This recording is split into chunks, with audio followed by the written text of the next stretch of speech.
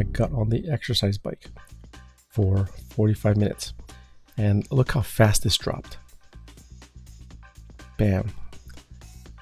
So I'm going to go over the exercises I did and the food or snacks I ate during my 2 weeks with the Lingo blood glucose monitor and some things I discovered along the way. So here is the first day, February 7th. I put this on at around 3 or so, 4 p.m. and immediately my blood glucose was off of the chart. A couple of reasons for that. I had eaten something prior to that, and also when you first put this on, there's a maybe up to 24-hour calibration period. And what it means is when you put it on, you might have a inflammation response, and the cytokines that are released into the surrounding tissue around the monitor might cause inflammation. And some of the signaling molecules caused by the inflammation will cause the surrounding tissue to stop uptaking glucose, basically become insulin resistant. So you'll have an accumulation of glucose in that surrounding tissue. So that's why the meter might be a little higher than normal, especially in the beginning. I did a blood test, finger poke blood test, and my glucose was, in the 190s or so. So it was high. Now I waited to see if it would come down on its own, and it did, probably because this was the result of eating lunch. And then at about 7:35, as you can see on the spreadsheet here, I went on the stationary bike for 45 minutes, and my blood glucose started to drop. So that's something expected. I wanted to see if I could do more of that in the future. Then I ate a sensible dinner. My sensible dinner that night was at 9:09. Beef, eggplant, mushroom, spinach, arugula. Now, normally my dinners would be something like this, but with maybe a couple scoops of rice or a bowl of noodles. So I just cut that out. And my blood sugar did spike, as you can see here, but it didn't spike off the chart. And then after a couple of hours, it started to come down on its own. So that's expected because I didn't eat rice or noodles. Now, after I went to sleep, however, it spiked again. And I wasn't sure if that was normal. I don't think that was from food. Could have been just a release of glucose from the glycogen stored in my liver. Maybe my body thinks I needed it even at that high level. When your blood sugar gets low, your body will release glucose converted from glycogen in your liver. And when you have probably the issue that I have, it happens too high. It gets triggered when your glucose is still high. So anyway, went sleeping and woke up 7 or so, and I had a spike of glucose. That's normal in the morning. Cortisol levels are high, adrenaline, whatever, spikes your glucose for morning activities. But it suddenly dropped on its own again. And then, so let me skip to the next day in this spreadsheet. Yep, that's right. At about 10:49, I had a big bowl of instant ramen because I just needed to know. And bang, of course I went off the chart. I did a finger poke test again, and it was 225 or so. I didn't want to exercise to bring it down. I wanted to see how long it took. After about 4 or 5 hours, it started to drop. Didn't drop all the way, it just plateaued. So I thought, you know what, let's get on the exercise bike. So I went on the stationary bike for 45 minutes, and bam, it dropped to like 111. Then I had baby spinach and arugula as a pre-dinner salad, and then a sensible dinner again. This time, ham hocks and lotus root, skipping rice, skipping noodles. Had what I might consider a relatively normal blood sugar spike. It didn't completely peak. Plus, on a blood finger poke test again, this actually was about 10 or so, 10 to 20 points higher than it should have been. So I've been finding that probably this meter is not completely accurate at the higher levels. When I tested at the mid level and low level, it was accurate. As soon as it got past 140, it was not accurate. This is for testing trends though, not for diagnosing diabetes. I didn't want to exercise, so it started to drop after a few hours. Didn't eat anything else that night. And it started to slowly rise on its own again the next day. Guess what I did? I ate a bowl of ramen again. Wanted to see after that first night of eating nothing, because I was basically fasting all night. And of course it went up off the charts to about 220 or so, according to a finger poke. And this time I didn't want to wait. After 3 or 4 hours, 3 hours or so, I got on the exercise bike for 45 minutes. And look how fast this dropped. Bam. Now, wasn't quite satisfied with that because it started to rise again. So I went on the exercise bike for another 20 minutes and bam. So by this time my legs are pretty tired. I'm pretty sure I've used up all the glycogen stores in my legs. Probably started to use them up in my liver also. I had a sensible dinner. I had about 8-10 of beef liver, pork belly, bok choy, some greens and such. Had a little spike. I thought, you know what, let's keep this exercise trend going. So at, 11:30? I got on the exercise bike for 40 minutes. I didn't want to go to sleep with a high blood sugar level. So, bam, brought it back down to smack dab right in the middle. Testing with the blood finger poke test, it was accurate. It was about 100. So again, it's accurate within these dotted lines. But as soon as I went above the dotted line, it started to deviate. So all night long, it stayed at a pretty decent level. And then on the 10th, let's switch to the 10th. Guess what I did? Because I've seen that I am able to maintain a lower level, I thought, you know what, let's see what happens again. So I ate the ramen. It started to shoot up again, but instead of waiting a couple hours, I immediately went on the stationary bike. Well, not immediately, half an hour after I saw it rise. So on the stationary bike for 25 minutes. And then I could see it slowly started to come down again. You can see it like right up here, just kind of drops a little bit. And then it started to drop again pretty quickly. So that exercise did seem to do something. And it continued to drop without me doing anything. Then I ate another sensible dinner, pretty much of almost the same thing. And it went up as expected, didn't go off the chart. And then I thought, you know what? People say you should walk or do something after dinner. I didn't do it right away, but I didn't want to go to sleep with a high blood sugar again. So it's the next day. It's actually after midnight, February 11th. I went on the stationary bike for 25 minutes and it dropped and then stayed there all night. So that's a good sign. It's a good sign that shows that if I eat sensibly and exercise, I can keep my blood sugar level at a pretty fair, normal level. Now the next day, I tried something different. I kept hearing about these EMI protein noodles. I see ads of them all the time. So at lunch, instead of the regular noodles, I thought, okay, let's test this. This yellow indicates I'm testing something. Red means it's bad, but yellow means it's testing. I'm not sure. So I ate it. Oh, actually, sorry. Yeah, I did eat it at 1:45 for lunch. The chart's a little bit hard to read. Let me switch this to... Can I switch it to a 6-hour chart? There we go. That's probably a little easier to see. So at about 1:45, I ate the EMI noodles. I had a rise, but it wasn't quite as sharp. And then instead of waiting for it, I again wanted to get into the habit of the stationary bike for exercising after eating. And it immediately dropped quickly, way faster than I think it would have dropped with the regular noodles.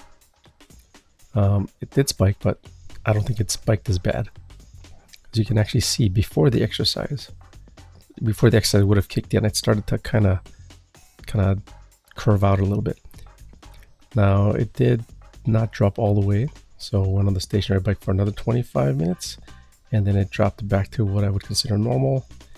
And I thought, you know what, let's test this as if it were a regular day at work or something. So I had a coffee, iced coffee with creamer. Not a lot, just a couple splashes. And yep, got a spike. It wasn't horrible, but it was good enough to notice. So I went on the stationary bike for 10 minutes and it immediately started dropping again. So you can kind of see that it's, at least for me, at this point, it's not hard for me to try to get my glucose in control. Then I thought, oh, well, sometimes I have dark chocolate. I had just under half a bar of a dark chocolate snack. Let's see what that does. The polyphenols are good. Some say it helps your blood vessels, but it also contains sugar. I got the same kind of spike. So I thought, you know what?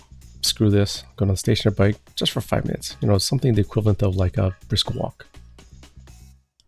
And it didn't do much of a dent. So I did another 5 minutes, then another 5 minutes, nothing, and then 10 minutes and bam. So this is just my guess. My guess is that when I exercise on the stationary bike, I might be using up glycogen in my muscles and such. When you exercise, you open up a pathway for glucose. It's a non-insulin dependent GLUT4 translocation.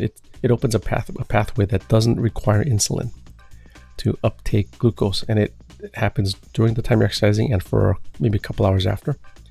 But in the beginning, I was probably using up my glycogen stored in my muscle.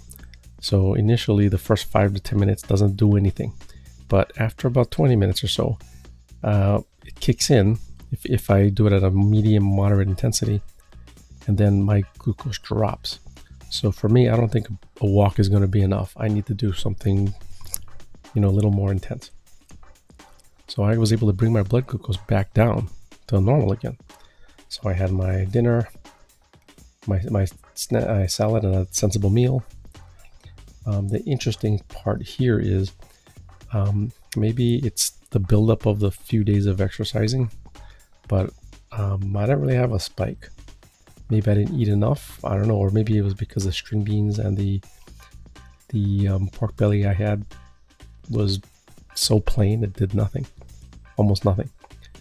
But just for good measure, I did another 10 minutes on the stationary bike so I wouldn't get a spike during the middle of the night. And then for some dumb reason, on February 12th, I was still up at 1:35, had an oolong tea. I put it in here. I knew it wasn't going to do anything. And again, for some dumb reason, I think I put the timing wrong here. Yeah, I put the timing wrong. This is supposed to be 2:59 or something. Let me just correct that. For some reason, I felt hungry. Well, actually, not for some reason. I was feeling hungry all this time, but I was fighting it. So I thought, let's try this mushroom tofu lotus root tomato soup. So I ate it at like 3 in the morning, and it didn't do anything. So that was good. But I did 20 minutes on the stationary bike anyway at 3:40 in the morning, and I was just so extremely hungry. So I just had 2 small pieces of pork belly, really small, and everything stayed normal. So this is still February 12th. You can see I had a big stretch of everything seeming normal, which is actually good. This is what I want.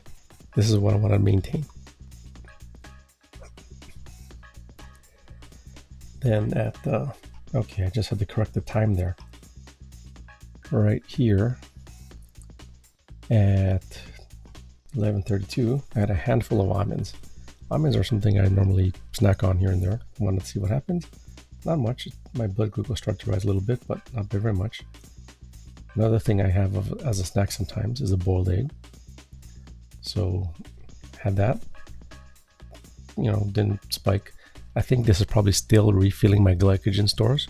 So snacking is still not a good idea. Just because my glucose didn't rise here doesn't mean my body wasn't producing glucose and refilling my glycogen stores, which means it would be harder to exercise and lower my blood sugar later. So this is just a test. This is not me recommending you should snack on boiled eggs and almonds all day. You still shouldn't snack in between meals. So, but then again, of course I snacked again because I wanted to see what would happen. And then I had a sensible dinner. This is interesting. I had cognac fried rice. So there's this thing called miracle rice. I'm not endorsing it, but it's made of like potato, sweet potato flour or something.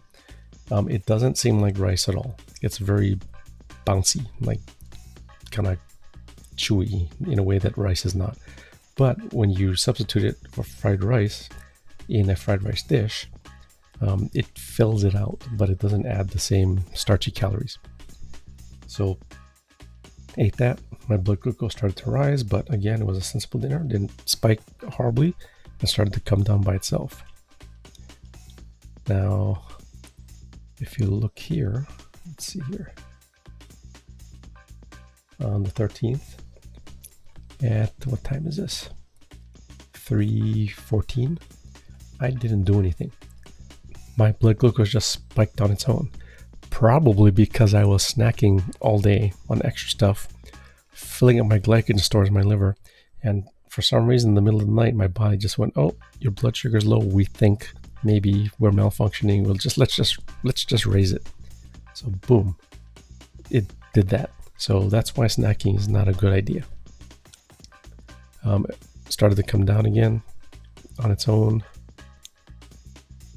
Then at 11, I snacked on almonds because, again, I'm just testing this.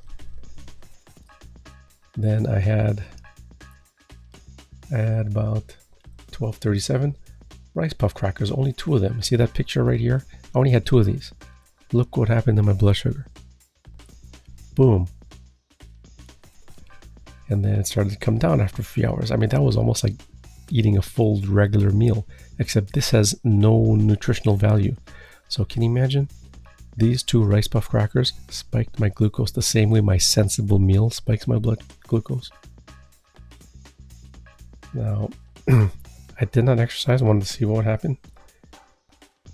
I don't want to call this a sensible dinner. I had a dinner. The IKEA Swedish meatballs. Come on, who hasn't had that? Meatballs, broccoli, baked potato, egg, and bam, just like the ramen. Except that it started to come down faster. So after midnight on the 14th, I had almonds.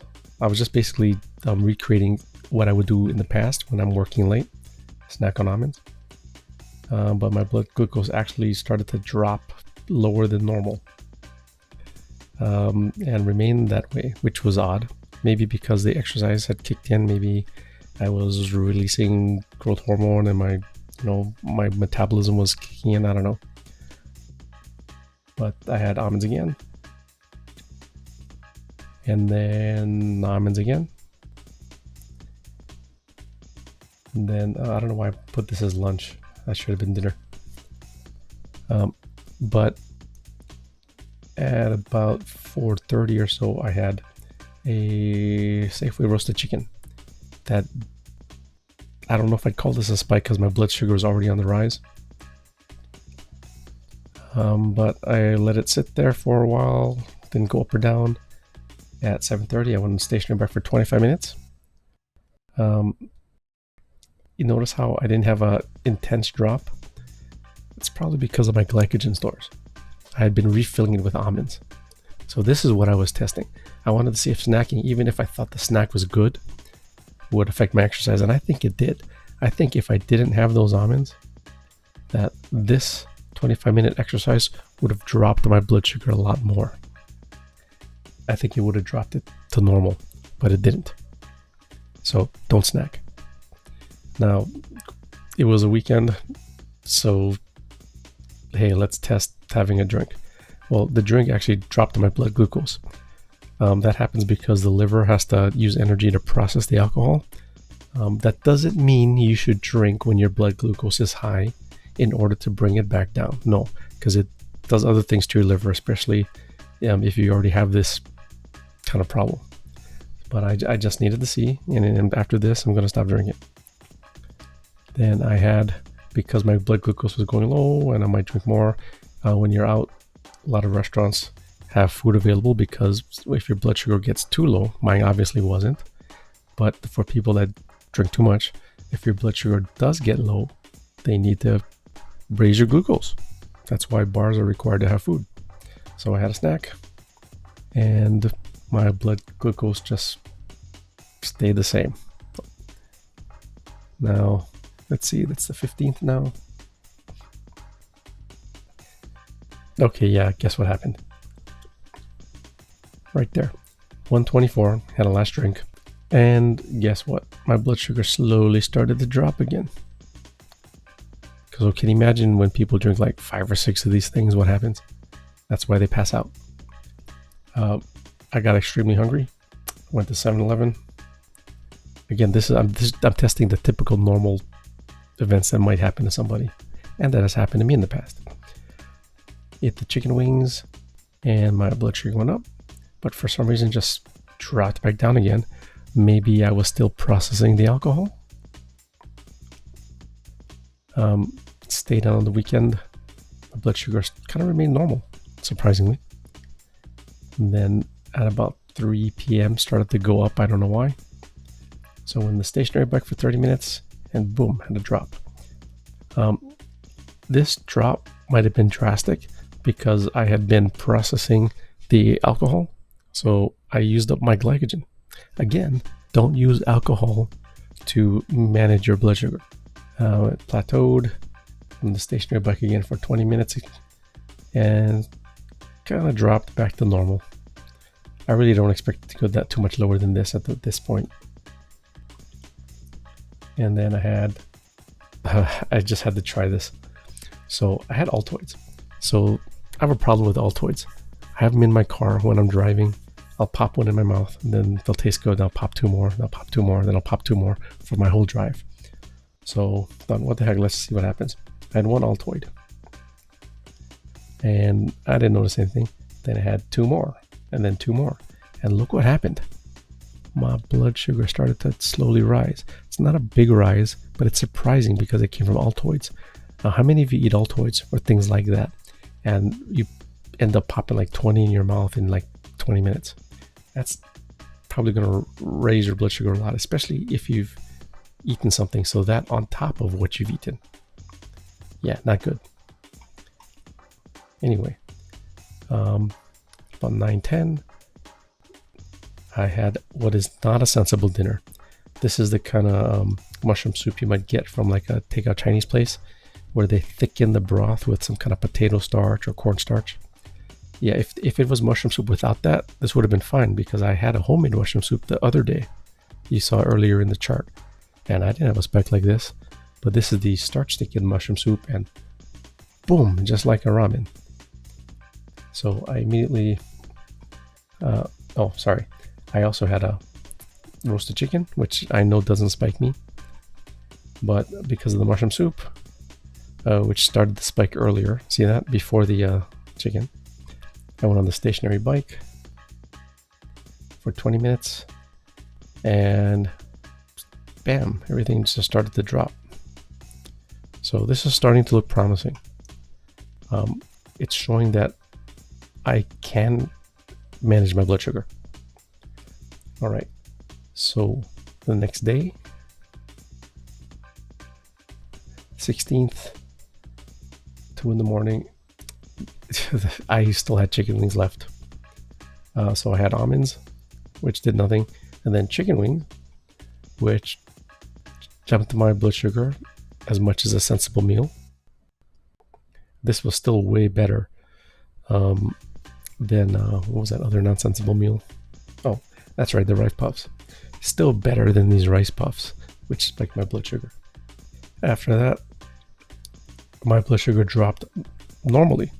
So if I eat protein with less, I guess, starch or carbs, then my blood sugar seems to want to drop down and maintain itself again, as long as I exercise every couple of days, I think.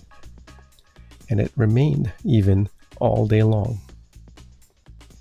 For some reason, it started to spike again at a certain time. I think my body just felt like it needed it. I don't know what happened.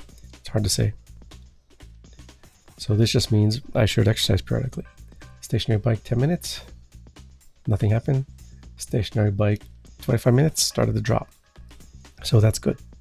So what I'm learning and reinforcing is I need to exercise longer than 10 minutes. Oh, this was a Chinese New Year. So I had a green salad, and then this time I didn't hold back. I ate whatever was there. You can just look at this. There's a pork belly, chicken soup with corn. There's a coconut rice with mango. There's a crab rangoon. There's this this noodle is not a regular wheat noodle. It's a fern root noodle.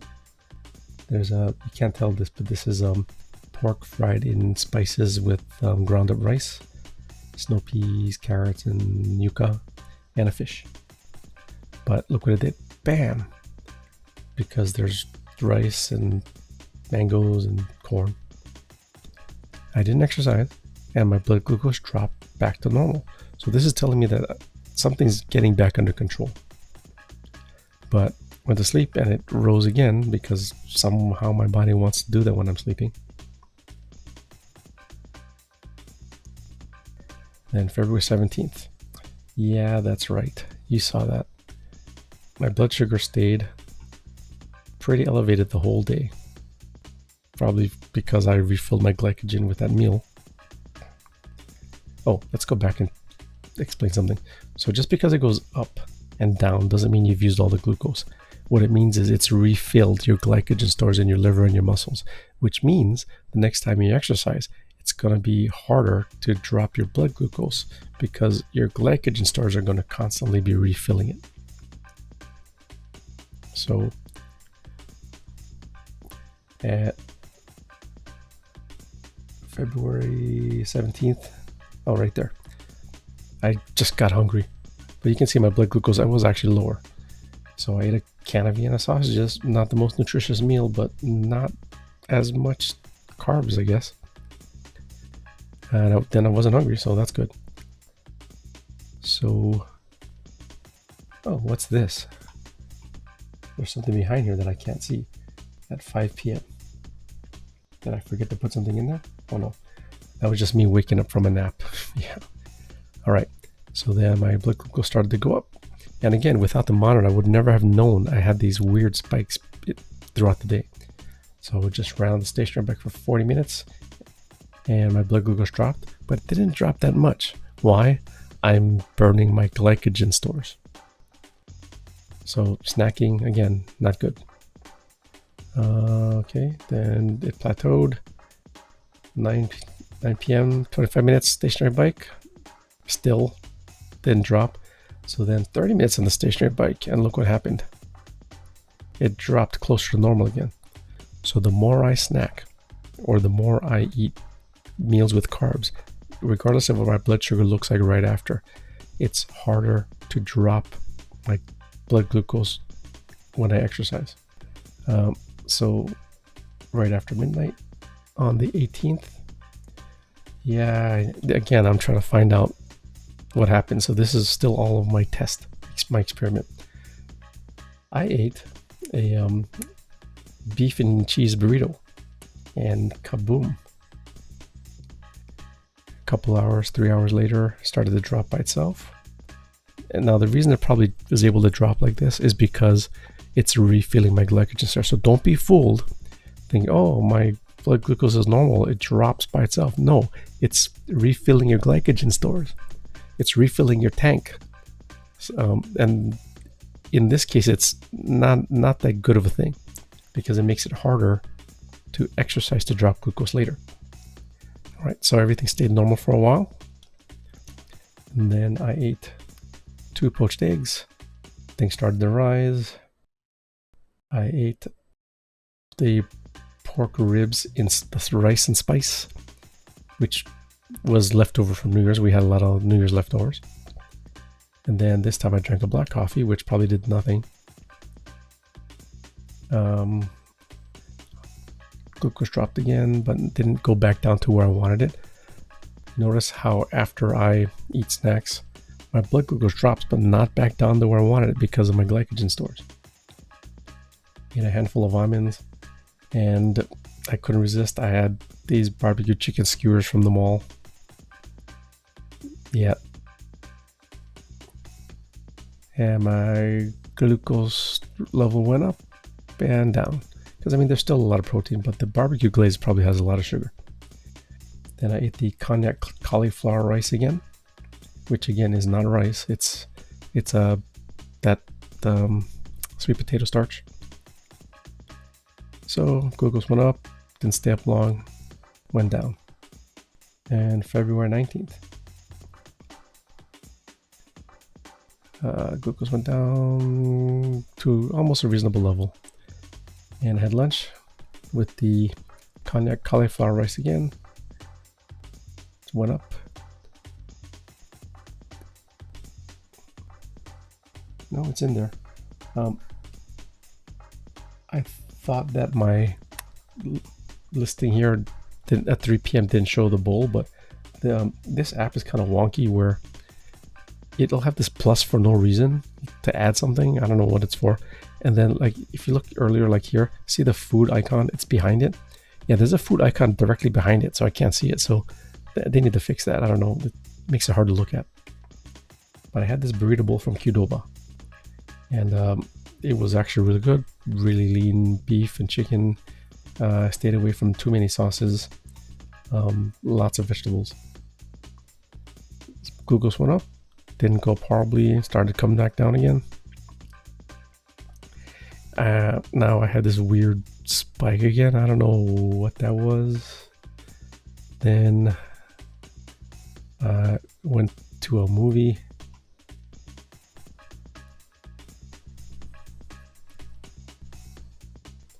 And I think this should be, oh, this is supposed to be 22. Here, let me fix that.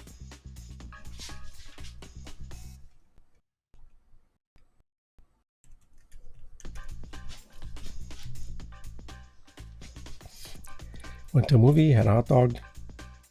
This one hot dog, for some reason, just destroyed me. But it might be because, again, my glycogen stores could have been filled up by earlier things.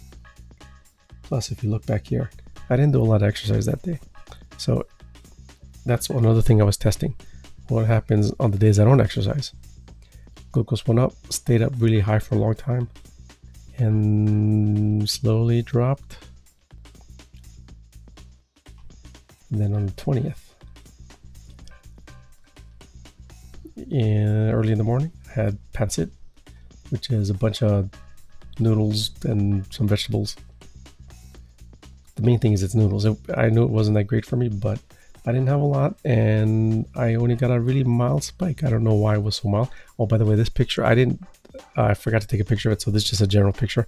I only had like a couple of forkfuls. And then at 10:48, went on the stationary bike for 30 minutes because I wanted to get back into the habit of the exercise. And for some reason, this weird spike happened and went down again. Now, just like I tried the Imi noodles, I wanted to try these ramen bay noodles. It's they're normally, I think they sell toppings. I haven't tried their toppings. They look good, but I make my own at home. So I wanted to try their noodles. So this is not a comparison with the Imi noodles because this is after like a couple of weeks of exercising. But yeah, had a spike, but it wasn't as bad. Kind of leveled off. But I didn't exercise right away to see what happened. It remained high for quite a while. So even if you see ads for like these protein noodles, if you're trying to get your blood glucose under control, don't eat these protein noodles. They're still going to spike your blood sugar. I mean, maybe eat them later if you're back to normal again, or you plan to exercise a lot before and after. But I mean, if you're trying to manage and maintain or get your glucose under control, don't eat protein noodles. They're not all protein. They can't be. Look at their ingredients. They're wheat something. Wheat gluten. Anyway, so I exercised for 5 minutes just to see what happened. Not much. Plateaued. So I exercised for 30 minutes and boom, another drop. So again, after eating protein ramen, which is a bunch of carbs, just not as much and more protein, it's still going to refill your glycogen stores. So the key I'm seeing is I need to keep my glycogen stores not empty, but not full. And if you eat protein ramen and snack on almonds and whatever throughout the day, you're going to slowly fill your glycogen stores without spiking your glucose. Then when your glucose spikes, you're going to have a hard time getting it back down. So anyway, I had leftover New Year's dinner, spike, and then after midnight, my legs are pretty tired from stationary biking. I didn't want to overdo myself, so I didn't go really, really heavy on it. In the future, I might be able to go more heavy, just get my heart rate elevated, burn some sugar. I wanted to see what happened if I did another exercise. So I did dumbbell curls, like a few sets of 10 for 10 minutes. And I didn't notice any difference because it was off the chart. But then I did push-ups for 5 minutes and it hurt. And my glucose started to drop sharply. I don't know if that was because I had already, used up my glucose or whether the exercise did anything. In any case, I couldn't sleep after that because I exercised. So I did leg raises. And I had, it wasn't a significant drop, but it was enough for me to think that it did something right there. Everything kind of sort of stayed the same all night long. And it was the last day of my glucose monitor working. So I thought, what the heck, let me just eat a can of fish and sweet soy sauce. But I drained it as best as I could. And that one can spiked my blood sugar. Then I had salted roasted almonds and it seemed like it went up again. And then I lost the chart because that was the last day and it was over. So what did I learn? I learned that based on this data and how I felt, because I could feel when I was low blood sugar or not, if you exercise, initially you're going to burn your glycogen stores. I mean, that's just a fitness thing. Everybody knows that in fitness. You're also going to some extent, start using the glucose in your bloodstream. When you exercise a muscle, there's a non-insulin GLUT4 translocation response, blah, blah, blah. Basically, your cell opens up to letting glucose in without the use of insulin, only for the muscle you're using. When that happens, the glucose will be used for fuel and to replenish slowly the glycogen store used up in that muscle.